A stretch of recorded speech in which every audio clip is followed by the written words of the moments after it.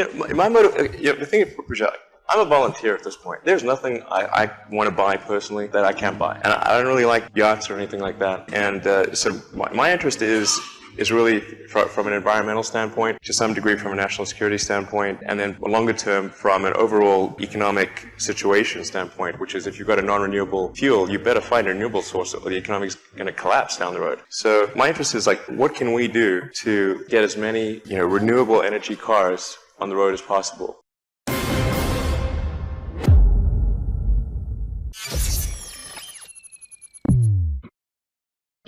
Very often people overweight what enjoyment money can bring.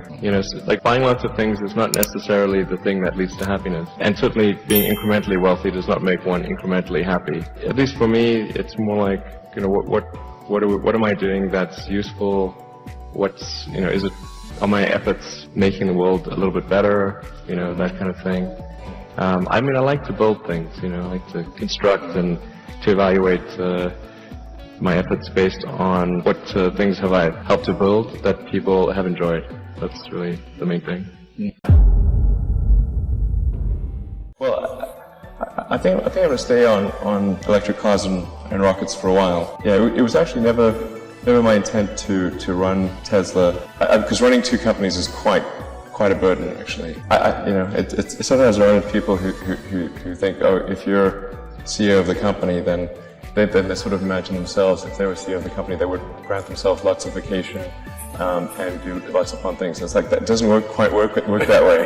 What you actually get is a distillation of the worst things going on in the company. It's really kind of like a relevance optimization.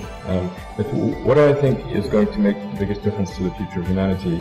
And then I try to see if I can have the value of the output greater than the cost of the input, which is necessary for any ongoing enterprise. So, but it's definitely not from the perspective of this is the best return on investment or anything like that. If one were to rank order return on investment and the amount of effort required, I think space and cars would be really low on the list. It is extraordinarily difficult to make an economic return on the space endeavor, or I think on a car company. It's certainly possible, and thus far, actually, it has turned out to be a good economic return, but at great difficulty. And if I'd done, say, another internet company, the return would have been easy relative to the. So it's just from the standpoint of, am I working on things that I think will have the biggest impact on the future, and then economics. Making economics work is necessary, just because if you don't make economics work, then you're not going to have an impact on the future. I've actually never been all that big on the exit. Both for my first company, Zip2, which basically made internet software to help the media companies come online, and PayPal. I was the least interested in selling, and but the rest of the board was, so I kind of went on with that. But I have no plans to sort of sell Tesla or SolarCity or SpaceX. In fact, I think it's very important, particularly that SpaceX not be sold, because then it would lose the philosophical goals that I have in mind. Tesla is public, so in theory somebody could attempt a hostile takeover of Tesla, although it would be tricky, because I own about a third of the company, so I'd have to be doing something really stupid in order to, for somebody to do a hostile takeover. So if I'm just doing moderately stupid things, I think they wouldn't be able to take it over. And then SpaceX, I think we'll probably take SpaceX public, but even going public, I'll probably still have a majority share of SpaceX. So going public would be, give us access to low-cost capital, but I wouldn't use control of the company. And I think with Tesla, it's possible at some point in the future, certainly not in the short to medium term, but at some point in the future, it may make sense, or shareholders may wish to sell Tesla. But I would only agree to such a sale if I felt that the fundamental good that Tesla could achieve had largely been achieved.